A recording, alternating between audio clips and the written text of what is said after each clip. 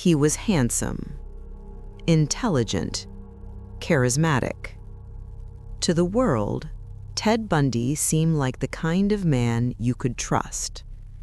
He had the smile, the charm, the clean-cut demeanor of a young professional on the rise. He spoke with confidence, carried himself with poise, and gave the impression of someone destined for success. But behind that disarming grin was something else entirely, a darkness so profound it would terrify a generation and redefine the very idea of a serial killer. The name Ted Bundy would one day become synonymous with evil that hides in plain sight. Theodore Robert Bundy was born on November 24, 1946, in Burlington, Vermont, under a cloud of secrecy. His mother, Eleanor Louise Cowell, was an unwed mother who gave birth at the Elizabeth Lund Home for Unwed Mothers, a place meant to conceal scandal and shame in an era that offered little compassion.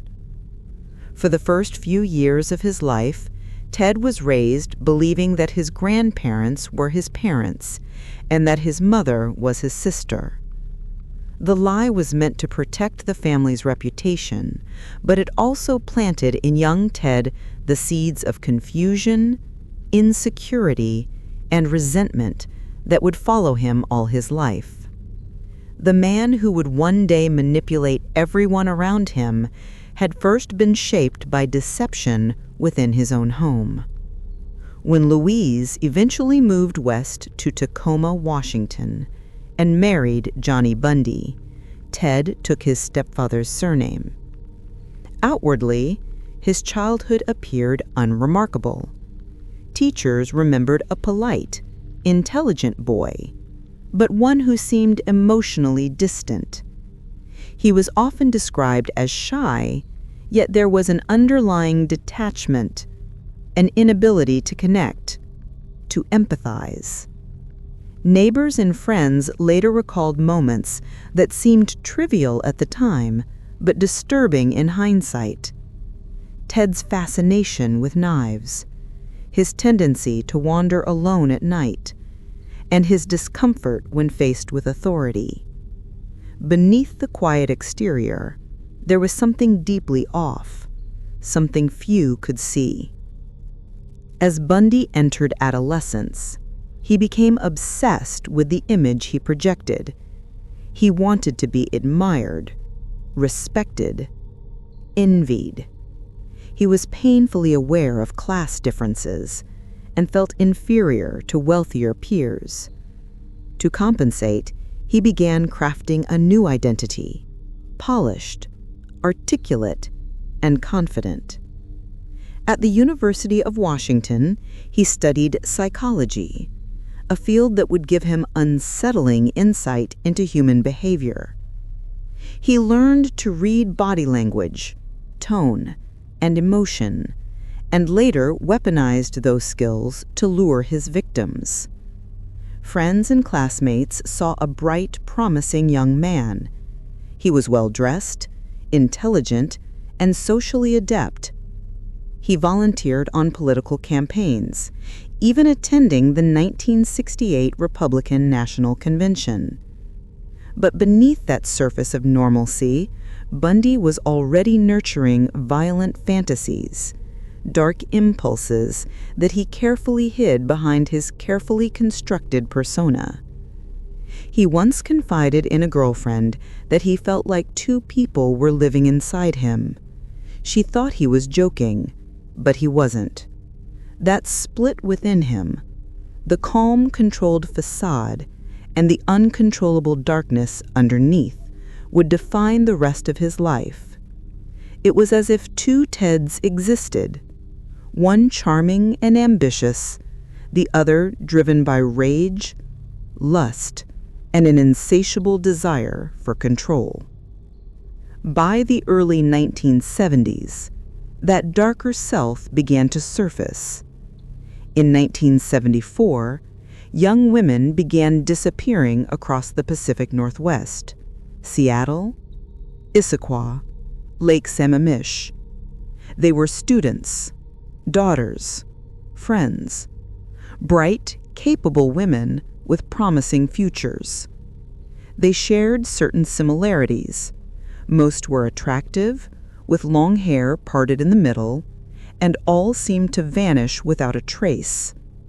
Investigators were baffled.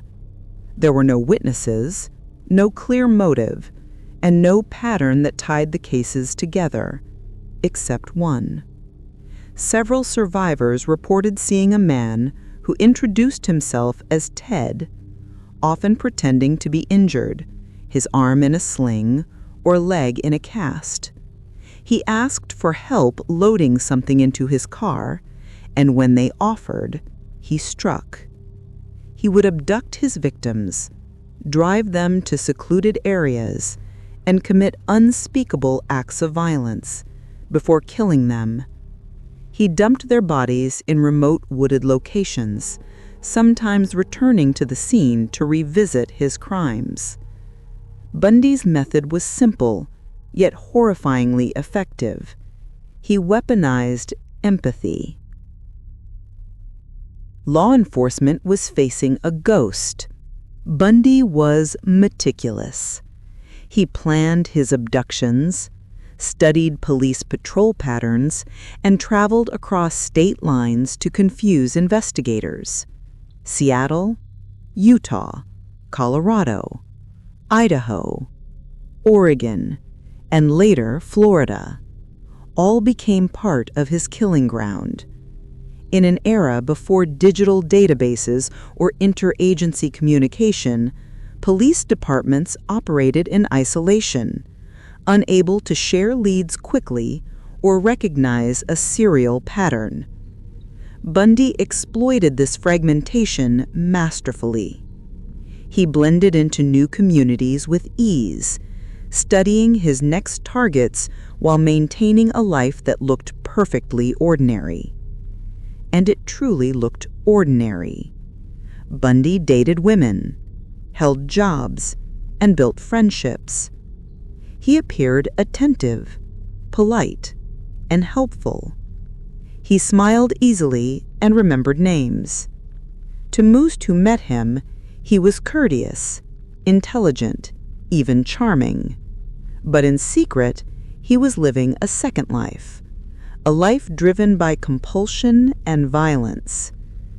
Inside his beige Volkswagen Beetle, the car that became a symbol of terror, police would later discover handcuffs, rope, a ski mask, a crowbar, and other tools of abduction. Everyday objects transformed into instruments of horror. In August 1975, Bundy's run of luck finally faltered. A Utah Highway Patrol officer pulled him over for erratic driving and found suspicious items in his car: handcuffs, an ice pick, and masks. Bundy was arrested, but his calm demeanor disarmed investigators. He smiled, joked, and seemed cooperative. Even when linked to multiple assaults and disappearances, Bundy insisted on his innocence, often with such charm that some people believed him. The mask was slipping, but not yet gone. Then, the story took an almost unbelievable turn. In June 1977, while awaiting trial in Colorado, Bundy made his first daring escape. During a recess at the courthouse, he was allowed to use the law library alone. Seeing an open window, he jumped from the second story and vanished into the nearby mountains. Despite a sprained ankle, he eluded police for 6 days before being recaptured. But Bundy's boldness only grew. 6 months later, he escaped again, this time from his jail cell. He had spent weeks sawing a hole through the ceiling and slimming down to squeeze through. One night, He climbed through the ceiling and walked straight out the front door. This time, he was gone for good. Bundy fled to Florida, adopting a stolen identity and enrolling briefly at Florida State University. But the compulsion to kill was too strong. In the early hours of January 15, 1978, Bundy broke into the Chi Omega sorority house at Florida State University in Tallahassee, Florida. What happened next was pure horror. Within minutes, he attacked 4 women, brutally beating and strangling 2 to death, before moving to another room to assault more victims. His rampage continued later that night when he kidnapped and murdered 12-year-old Kimberly Leach. It was violence without reason, control without conscience, the culmination of years of depravity. The nation was in shock. The handsome, articulate law student had transformed into a monster who slaughtered innocent women with unimaginable brutality. When police finally arrested him again in February 1978, Bundy's confidence never wavered. He denied everything, smiled for cameras, and insisted he was being framed. During his trials in Florida, he represented himself, turning the courtroom into a circus of ego and performance. He cross-examined witnesses, challenged prosecutors, and even proposed marriage to a woman on live television. Cameras captured every smirk, every calculated pause, every moment of arrogance. America was horrified but couldn't look away. In the end, the evidence was overwhelming. Eyewitness testimony, forensic evidence, and a trail of blood and terror sealed Bundy's fate. In 1979, he was convicted and sentenced to death for the Chi Omega murders. Yet even then, he maintained the illusion of control, filing appeals and manipulating interviews to prolong his life. Reporters described him as intelligent, articulate, and persuasive until the very end. In his final days on death row, Bundy began confessing. He admitted to killing more than 30 women, though investigators believe the true number may have been much higher.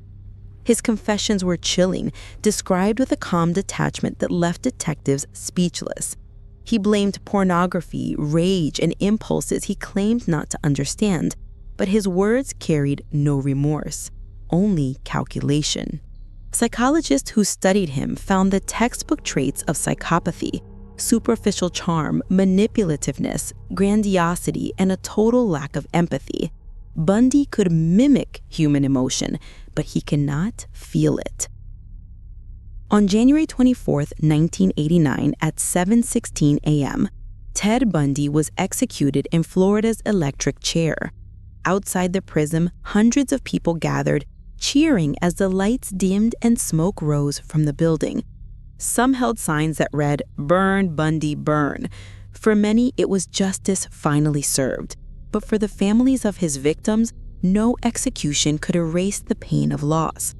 Their daughters, sisters, and friends were gone forever. Today, Ted Bundy remains one of the most infamous murderers in history, not only for the brutality of his crimes, but for the mask he wore while committing them. He forced society to confront an uncomfortable truth that evil doesn't always look evil. It can smile, shake your hand, and make polite conversation. It can blend in perfectly, waiting for the right moment to strike. Bundy's story is not just about murder. It's about deception, control, and the danger of trusting appearances. In the decades since his death, Bundy has been analyzed in countless books, documentaries, and psychological studies. Criminologists study him to understand the mind of a killer, psychologists to explore the boundaries of empathy and conscience. But beyond the fascination lies a darker lesson, one about human vulnerability. Bundy thrived because people trusted him. His charm, his intelligence, his seeming normalcy allowed him to move undetected through a world that rarely questions appearances. He showed us that evil can be ordinary, even attractive, and that its greatest weapon is the ability to seem harmless. Yet, amid the enduring fascination with Bundy, One truth must never be forgotten: his victims, the young women whose lives he stole, were not characters in his story. They were the story. Their names, their laughter, their potential, all ended by one man's cruelty. Remembering them is the only way to reclaim what Bundy tried to erase. For every image of his smirking face, there should be a name remembered, a life honored, a story told. Ted Bundy's life and death continue to serve as a haunting reminder of the capacity for darkness that exists within the human soul. He was not a monster from another world. He was human, terrifyingly, disturbingly human. And that is what makes his story endure. It warns us to look closer, to question the masks people wear, and to remember that even the most intelligent, charming, and successful among us are capable of unimaginable evil. Bundy is gone, but his shadow remains, a mirror held up to the darkness that can hide in plain sight.